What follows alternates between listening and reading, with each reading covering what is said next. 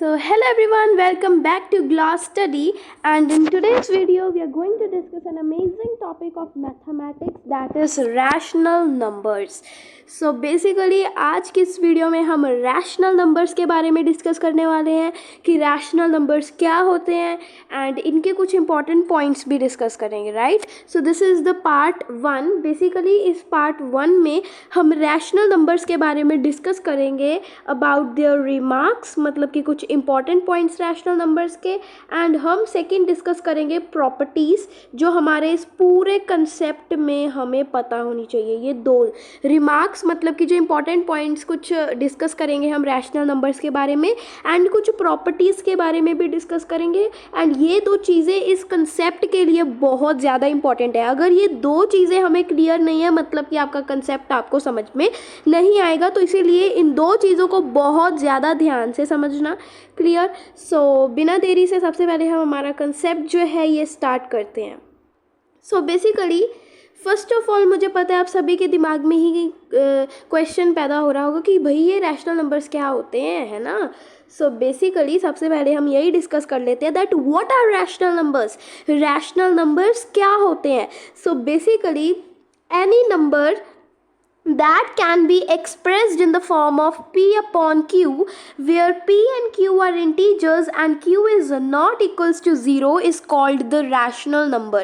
तो ये basically rational number की डेफिनेशन दी है हमें कि कोई भी नंबर जो p अपॉन q मतलब कि ये, ठीक है, कोई भी नंबर जिसको हम ऐसे p अपॉन q की फॉर्म में एक्सप्रेस कर सकते हैं, लिख सकते हैं, और जिसमें p और q जो है ये दोनों के दोनों इंटीजर्स होने चाहिए और जो ये q है ये ज़ीरो नहीं होना चाहिए. ये होता है रैशनल नंबर का डेफिनेशन और मीनिंग.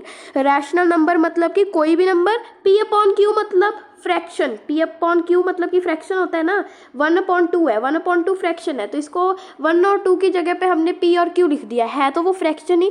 तो कोई भी नंबर जिसको हम फ्रैक्शन की फॉर्म में लिख सकते हैं और जिसमें p और q दोनों के दोनों इंटीजर्स होने चाहिए, ठीक है, मतलब कि न्यूमिनेटर डिनोमिनेटर दोनों इंटीजर होने चाहिए. इंटीजर मतलब कि समझ लो प्लस और माइनस साइन होना चाहिए. बस इंटीजर के बारे में इतना सही समझ लो कि न्यूमिनेटर और डिनोमिनेटर का या तो प्लस का साइन होना चाहिए या तो फिर माइनस का साइन होना चाहिए. और जो q है मतलब कि जो हमारा डिनोमिनेटर होगा वो ज़ीरो नहीं होना चाहिए. अगर हमारा डिनोमिनेटर ज़ीरो है मतलब कि वो रैशनल नंबर नहीं है. डिनोमिनेटर कभी भी ज़ीरो नहीं होना चाहिए. Clear. So these are rational number. Rational number के लिए टोटल 3 कंडीशंस याद रखनी है. कौन कौन सी. सो कंडीशन नंबर 1 फ्रैक्शन, कोई भी नंबर जो फ्रैक्शन की फॉर्म में होगा. कंडीशन नंबर 2 इंटीजर होने चाहिए, मतलब कोई भी प्लस माइनस साइन होना चाहिए. एंड जो डिनोमिनेटर है वो ज़ीरो नहीं होना चाहिए. सबसे इंपॉर्टेंट है कि जो डिनोमिनेटर है वो ज़ीरो नहीं होना चाहिए. अगर डिनोमिनेटर ज़ीरो है मतलब कि वो रैशनल नंबर नहीं है. क्लियर. समझ में आ गया. अब मैं सबसे पहले तो आपको एक क्वेश्चन देती हूँ. Suppose your option A is -8/3, option B is 8/0 and option C is -3. So basically you have to choose one option which is not a rational number. इन तीनों में से रैशनल नंबर कौन सा नहीं है. नॉट ए रैशनल नंबर, देखो not लिखा है. इन तीनों में से रैशनल नंबर कौन सा नहीं है. चूज़ करो. देखो कंडीशंस अप्लाई करो जो हमने रैशनल नंबर के लिए की है, आपको ऑटोमेटिकली इसका आंसर बहुत ही ईजीली मिल जाएगा. देखो इन तीनों में से कौन सा रैशनल नंबर नहीं है. एग्जैक्टली देखो answer is option B. Option B rational number नहीं है, बाकी ऑप्शन ए और सी रैशनल नंबर हैं. देखो जो ए ऑप्शन है -8/3 ये रैशनल नंबर है क्योंकि देखो फ्रैक्शन की फॉर्म में भी है और फिर इंटीजर भी है, प्लस माइनस साइन भी है. एंड इसके अलावा डिनोमिनेटर ज़ीरो भी नहीं है क्योंकि डिनोमिनेटर में 3 है, तो मतलब कि ऑप्शन ए तो रैशनल नंबर है. फिर बी ऑप्शन में देखोगे तो ये फ्रैक्शन बन ही नहीं रही, ज़ीरो की तो कोई वैल्यू नहीं होती डिनोमिनेटर में. बाकी रैशनल नंबर में डिनोमिनेटर में ज़ीरो होना ही नहीं चाहिए. यहाँ पे डिनोमिनेटर में पहले से ही ज़ीरो है.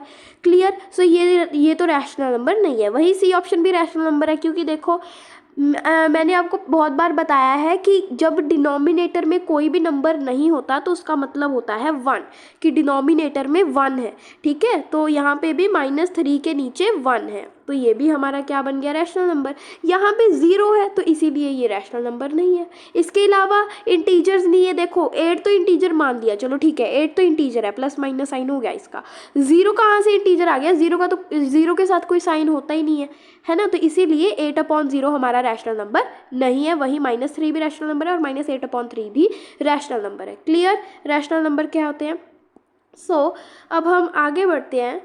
Next we have remarks. तो बेसिकली अब हम रिमार्क्स करेंगे, जैसे कि मैंने आपको कहा था कि कुछ इंपॉर्टेंट पॉइंट्स करेंगे हम, तो वही है अब हमारे पास।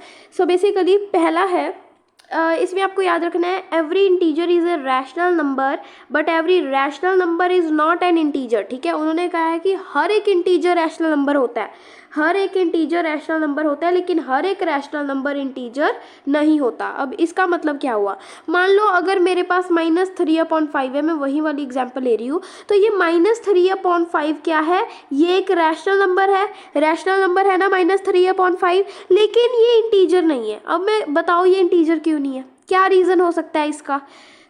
आई will tell you, the reason is fraction. Integer कभी भी फ्रैक्शन की फॉर्म में नहीं होते, याद रखना ये बात। क्लियर, इंटीजर्स ठीक है, ये बात आपने बहुत ध्यान से याद रखनी है कि कभी भी जो इंटीजर्स हैं ये फ्रैक्शन की फॉर्म में नहीं होते। अगर ये फ्रैक्शन की फॉर्म में है तो वो इंटीजर नहीं कहलाएगा, ठीक है। Integers are never in fraction form, वही रैशनल नंबर तो हमेशा ही फ्रैक्शन की फॉर्म में होंगे। क्लियर, इसीलिए यही है रीज़न। क्लियर, हर एक यही है रीज़न कि हर एक इंटीजर रैशनल नंबर हो सकता है। जैसे कि -3 है तो -3 रैशनल नंबर है, बिल्कुल है। देखो अगर इसके नीचे 1 लगा दूंगी तो ये रैशनल नंबर बन जाएगा, मतलब कि हर एक इंटीजर रैशनल नंबर है। अब ये लेकिन जो ये रैशनल नंबर है ये इंटीजर नहीं है, क्योंकि अब ये फ्रैक्शन की फॉर्म में आ गया है, and integers are never in the fraction form. Clear, समझ में आ गया आपको। तो ये असर्शन रीजनिंग की फॉर्म में भी बहुत ही बढ़िया क्वेश्चन बन के आ सकता है। स्टेटमेंट 1 हो सकती है, 2 हो सकती है, every integer is rational number but every rational number is not an integer. तो ये बात आपने बहुत ही अच्छे से याद रखनी है कि हर एक इंटीजर रैशनल नंबर होगा। देखो आप ना इसको समझो, देखो -3 हो गया, -4 हो गया, -5 हो गया, सभी इंटीजर है। ठीक है, 3 हो गया, 4 हो गया, सभी इंटीजर्स है, और ये सभी रैशनल नंबर भी तो है ना। अगर इन सभी के डिनोमिनेटर में 1 लगा देंगे तो ये रैशनल नंबर बन जाएगी, लेकिन ये रैशनल नंबर जब बन जाएंगे तो ये इंटीजर नहीं कहलाएंगे। क्यों, अब ये फ्रैक्शन की फॉर्म में आ गए, एंड इंटीजर कभी भी फ्रैक्शन की फॉर्म में नहीं होते। क्लियर, समझ में आ गया आपको। Alright, next next remark we have, every fraction is a rational number but every rational number is not a fraction, ठीक है। अब वो बता रहे हैं कि हर एक फ्रैक्शन जो है वो रैशनल नंबर होती है, हर एक फ्रैक्शन रैशनल नंबर होती है, लेकिन हर एक रैशनल नंबर फ्रैक्शन नहीं होती। वही सेम बात पहले वाली है।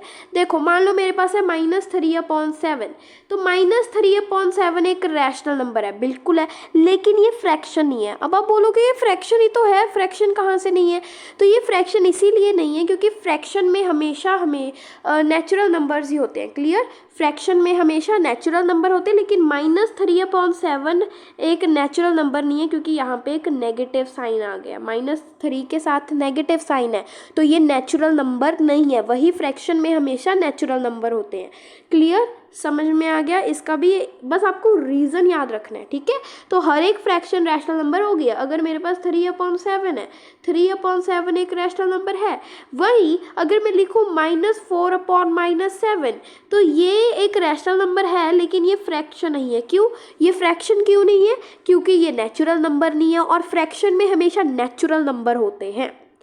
क्लियर, समझ में आ गया पहले 2 रिमार्क। ये बहुत ज़्यादा इंपॉर्टेंट है, असर्शन रीजनिंग में पूछे जाने वाले बहुत बढ़िया सवाल है ये, ठीक है। सबसे पहले हर एक इंटीजर रैशनल नंबर होगा, लेकिन हर एक रैशनल नंबर इंटीजर नहीं होता।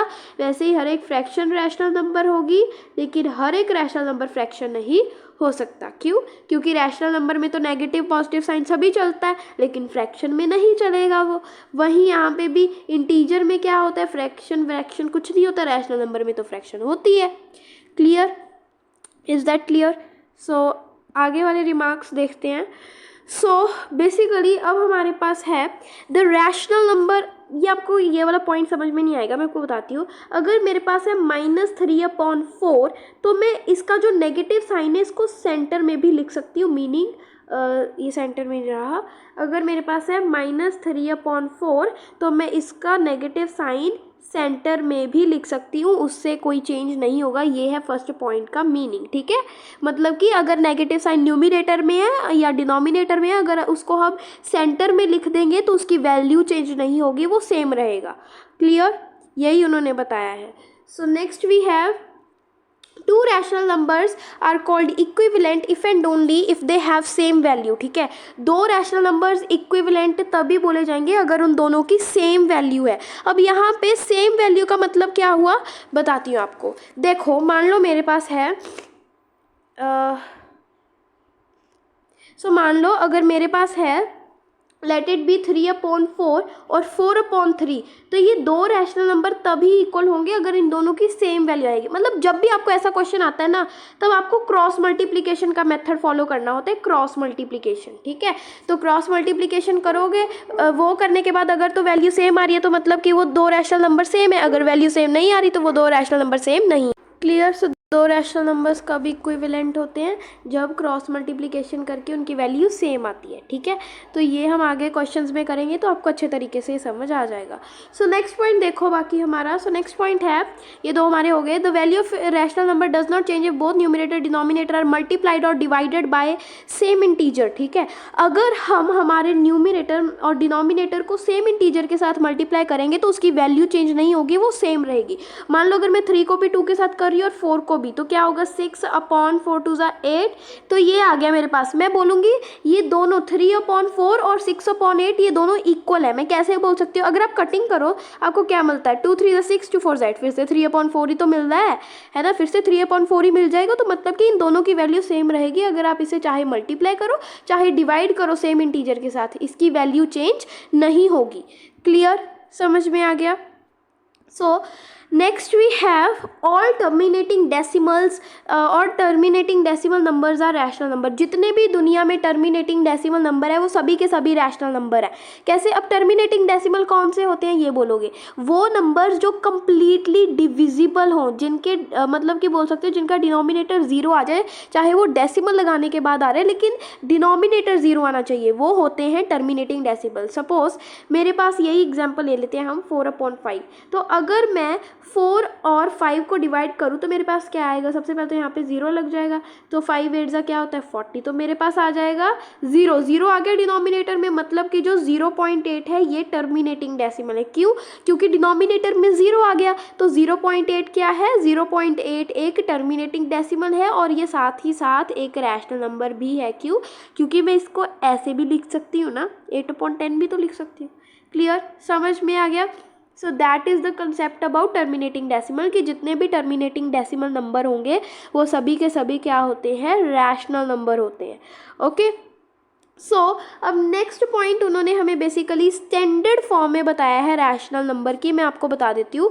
सो स्टैंडर्ड फॉर्म, हमारा रैशनल नंबर तभी ही स्टैंडर्ड फॉर्म में होता है, पहली उसके लिए भी कंडीशन होती है। सबसे पहले तो वो प्रॉपर सिंप्लीफाइड फॉर्म में होना चाहिए, ठीक है। हमारा रैशनल नंबर कब होता है स्टैंडर्ड फॉर्म में, जब वो टोटली सिंप्लीफाइड होगा। सेकेंड कंडीशन होती है कि जो उसका नेगेटिव साइन है वो न्यूमिनेटर में ही होना चाहिए, वो डिनोमिनेटर में नहीं होना चाहिए। तो अगर तो ये दोनों की दोनों कंडीशन है तो मतलब कि हमारा रैशनल नंबर स्टैंडर्ड फॉर्म में है, ठीक है। तो क्या दो कंडीशन है, सिंप्लीफाइड फॉर्म में होना चाहिए और नेगेटिव साइन न्यूमिनेटर में होना चाहिए। क्लियर? सो सपोज अगर मैं आपको बोलूँ कि क्या 2/3 क्या -2/3 स्टैंडर्ड फॉर्म में है, तो आंसर क्या होगा, yes answer is true, -2/3 standard form में है। क्यों स्टैंडर्ड फॉर्म में क्यों है ये, क्योंकि देखो नेगेटिव साइन भी न्यूमिनेटर में और सिंप्लीफाइड फॉर्म भी। आप 2 और 3 को और तो कहीं डिवाइड कर नहीं सकते, डेसिमल ही आएगा फिर तो, है ना। तो मतलब ये सिंप्लीफाइड फॉर्म में भी और नेगेटिव साइन न्यूमिनेटर में भी है, इसीलिए ये एक स्टैंडर्ड फॉर्म भी है, ठीक है। अगर मान लो मैं आपको दूँ 4/6, तो बताओ क्या 4/6 स्टैंडर्ड फॉर्म में है, क्या 4/6 स्टैंडर्ड फॉर्म में है। So the answer is false, ये स्टैंडर्ड फॉर्म में नहीं है। क्यों? क्योंकि ये सिंप्लीफाइड फॉर्म में नहीं है। देखो ये इसको आगे भी हम कटिंग पॉसिबल है। देखो देखो 2 2 4 2 3 6 है ना, तो मतलब कि 2/3 आगे भी कटिंग पॉसिबल है, इसीलिए ये सिंप्लीफाइड फॉर्म में नहीं है, इसीलिए ये स्टैंडर्ड फॉर्म नहीं है। Clear? So next we have properties. अब हम बेसिकली प्रॉपर्टीज डिस्कस करेंगे। So the first property that we have is closure property. Now ये बेसिकली एडिशन की दे रखी है, हम प्रॉपर्टी समझेंगे, एडिशन की मदद से समझ लेंगे। एडिशन, सब्ट्रैक्शन, मल्टीप्लिकेशन, डिवीजन की भी मैं आपको साथ ही साथ बता दूंगी। क्लियर? सो बेसिकली सबसे पहले तो क्लोजर प्रॉपर्टी कौन सी प्रॉपर्टी होती है? So sum of two rational number is equals to a rational number, मतलब कि यहाँ पे ये वाला सम है, ठीक है। जब आप दो रैशनल नंबर को ऐड करोगे तो जो आंसर मिलेगा आपको वो भी रैशनल नंबर ही होगा, ये होती है closure property. Clear? Closure property समझ में आ गई? कौन सी होती है क्लोजर प्रॉपर्टी? जिसमें अगर हम दो रैशनल नंबर्स को ऐड करेंगे तो हमें आंसर भी क्या मिलेगा? रैशनल नंबर ही मिलेगा। So the sum of two rational number is equals to a rational number. दो रैशनल नंबर को ऐड कर रहे हो तो आंसर भी रैशनल नंबर मिलेगा, जैसे कि 1/2 + 1/2, इसका आंसर क्या होगा बताओ मुझे? इसका आंसर एग्जैक्टली 2/4 होगा, जो कि एक रैशनल नंबर ही है। क्लियर? समझ में आ गया आपको? तो दो रैशनल नंबर का सम हमेशा रैशनल नंबर ही होता है। ये एडिशन की है, सभी सब्ट्रैक्शन, मल्टीप्लिकेशन, डिवीजन भी बताऊंगी। So now the next property that we have is commutative property. Now what is commutative property?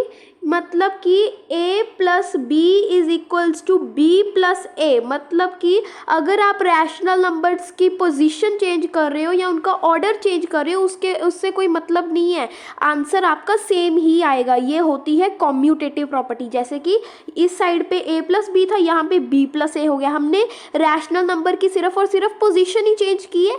तो अगर आप रैशनल नंबर की पोजीशन ही चेंज कर रहे हो, उससे कोई मतलब नहीं है, आपका आंसर फिर भी सेम आएगा। ठीक है? ये होती है हमारी कॉम्यूटेटिव प्रॉपर्टी। ठीक है? कॉम्यूटेटिव प्रॉपर्टी मतलब कि अगर आप रैशनल नंबर्स की पोजीशन चेंज कर रहे हो, ऑर्डर चेंज कर रहे हो, फिर भी आपका आंसर सेम आएगा। Okay?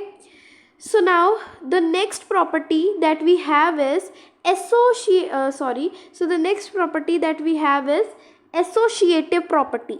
Now what is associative property? Associative property मतलब कि a + b + c = a + b + c, मतलब कि अगर आप ग्रुपिंग चेंज कर रहे हो रैशनल नंबर की, फिर भी आपका आंसर सेम होगा। Left hand side will be equal to right hand side, ये होती है एसोसिएटिव प्रॉपर्टी। अब आप बोलोगे कि हम कॉम्यूटेटिव प्रॉपर्टी में भी पोजीशन चेंज कर रहे थे और यहाँ पे एसोसिएटिव प्रॉपर्टी में भी पोजीशन चेंज कर रहे हैं, then what is the difference? इन दोनों में डिफरेंस क्या है फिर? सो द डिफरेंस इज कि कॉम्यूटेटिव प्रॉपर्टी में सिर्फ और सिर्फ दो रैशनल नंबर्स होते हैं, वही एसोसिएटिव में टोटल 3 या 3 से ज़्यादा रैशनल नंबर्स होते हैं। क्लियर? जैसे कि एसोसिएटिव प्रॉपर्टी, इसमें टोटल 3 दिए हुए हैं, 3 की जगह 4 भी हो सकते हैं, 5 भी हो सकते हैं। क्लियर? तो कॉम्यूटेटिव प्रॉपर्टी में हमेशा 2 ही होंगे, एसोसिएटिव प्रॉपर्टी में 3 होंगे, लेकिन सभी में क्या हो रहा है? पोजीशन ही चेंज हो रही है। कॉम्यूटेटिव प्रॉपर्टी में 2 ही तो रैशनल नंबर है, दोनों की पोजीशन चेंज हो रही है। एसोसिएटिव प्रॉपर्टी में 3 है या 3 से ज़्यादा है, तो उनकी ग्रुपिंग चेंज हो रही है, लेकिन इसके कोई इफेक्ट नहीं होगा, हमारा आंसर सेम होगा। क्लियर? बाकी अगर मैं एडिशन की बात करूँ, सो एडिशन में ये सभी की सभी प्रॉपर्टीज़ एप्लीकेबल हैं। All properties are applicable in addition. Addition में क्लोजर प्रॉपर्टी भी होती है, कॉम्यूटेटिव भी होती है और एसोसिएटिव प्रॉपर्टी भी होती है। क्लियर? समझ में आ गया? ठीक है? पता है ना तीनों की तीनों प्रॉपर्टीज। क्लोजर प्रॉपर्टी मतलब कि दो रैशनल नंबर का सम हमेशा रैशनल नंबर आएगा। कॉम्यूटेटिव पोजीशन चेंज कर रहे हो, आंसर सेम रहेगा। एसोसिएटिव ग्रुपिंग चेंज कर रहे हो, फिर भी आंसर सेम रहेगा। ओके? तो एडिशन में ये सभी की सभी प्रॉपर्टीज एप्लीकेबल है। सब्ट्रैक्शन में केवल क्लोजर प्रॉपर्टी ही एप्लीकेबल है, याद रखना। सब्ट्रैक्शन में सिर्फ और सिर्फ क्लोजर प्रॉपर्टी ही होगी। फिर मल्टीप्लिकेशन में भी सभी की सभी प्रॉपर्टीज एप्लीकेबल है। वहीं डिवीजन की बात करें तो डिवीजन में सिर्फ और सिर्फ क्लोजर प्रॉपर्टी एप्लीकेबल है। क्लियर? सो एडिशन में सभी प्रॉपर्टीज एप्लीकेबल होंगी, वहीं सब्ट्रैक्शन में सिर्फ और सिर्फ क्लोजर प्रॉपर्टी, मल्टीप्लिकेशन में भी सभी, और डिवीजन में भी सिर्फ और सिर्फ क्लोजर प्रॉपर्टी। ये याद रखना अच्छे से। देखो, इन दोनों का है और इन दोनों का है, ठीक है? AM है और SD है, ठीक है, ये बात याद रखना। AM देखो मैं आपको बताती हूँ, AM होता है ना, AM PM होता है, तो AM मतलब कि सभी प्रॉपर्टीज़, रह क्या गया पीछे, सब्ट्रैक्शन और डिवीजन, उनमें सिर्फ और सिर्फ क्लोजर प्रॉपर्टी होगी। क्लियर, समझ में आ गया? सो ये सभी चीज़ें आपने याद रखनी है। And then next we are having the number zero is called the additive identity of rational number. Zero को एडिटिव आइडेंटिटी बोला जाता है रैशनल नंबर की। इसका मतलब हुआ कि अगर आप ज़ीरो को किसी भी रैशनल नंबर के साथ ऐड करोगे ना, आपको वो सेम रैशनल नंबर ही एज ए आंसर मिलेगा। ये होता है एडिटिव आइडेंटिटी का मतलब। किसी भी रैशनल नंबर को ज़ीरो के साथ ऐड करोगे तो वही सेम रैशनल नंबर आपको एज ए आंसर मिलेगा। Okay, is that clear? Yes. So बाकी आज की इस वाली वीडियो में हम इतना ही रखते हैं। ये हमारा पार्ट 1 था एंड पार्ट 2 में हम और भी चीज़ें डिस्कस करेंगे। एंड ऐसी और एजुकेशनल वीडियोस के लिए मेरे चैनल को सब्सक्राइब कर दो एंड लाइक भी ज़रूर कर देना। एंड अगर आपको कोई भी डाउट रहे इस कंसेप्ट में, so then you can comment me. And thank you for watching my video. Bye bye.